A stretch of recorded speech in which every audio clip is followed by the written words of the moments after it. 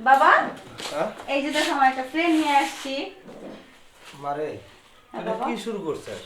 হ্যাঁ? কি করছি বাবা? তুই বাসায় যে নিয়ে আসোস নিয়ে এসে কি করস না করস এর জন্য বাইরের লোকজন কত রঙের কত কথা কয়। আমি মানুষের সামনে মুখ দেখাতে পারি না। বাবা কি করি আমি তো কিছুই করি না। আর তাছাড়া ও তো একটা মেয়ে আর আমিও একটা মেয়ে। আর মেয়ে মানুষের বাসায় আসতেই পারে।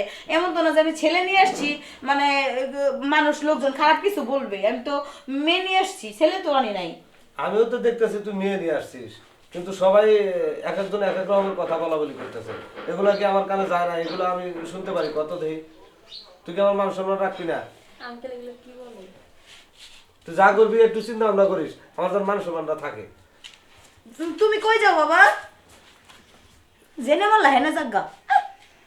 না না আমি আমার জানরে নিয়ে আসছি আর বাবা যে কত কিছু বলে আর মানুষের কথা তো বাদই দিলাম।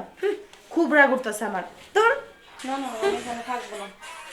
না জান, তুমি রাগ করো না জান। না না আমি এখানে থাকবো না। জান প্লিজ, জান না প্লিজ যা রাগ করে না শোনা। বসো এখানে, বসো শোনা, বসো। তুমি রাগ করো কেন? বাবার কথায় তুমি রাগ করো না। বাবা মানুষ তো একটু একটু রাগারাগি করতেই পারে, সেজন্য তুমি রাগ করবা? রাগ করো না প্লিজ জান। তুমি আমার ভালোবাসো না? ভালো তো বাসি, আঙ্কেলের কথা শুনে মন খারাপ হয়ে গেছে। আচ্ছা শোনো, তুমি আমার ভালোবাসো না তাহলে আমার বাবা তোমারও তো বাবা তাই না? তাহলে একটু বলছো, তুমি একটু মেনে নাও প্লিজ। এই তো আমার জান কত ভালো বুঝে। আচ্ছা চলো।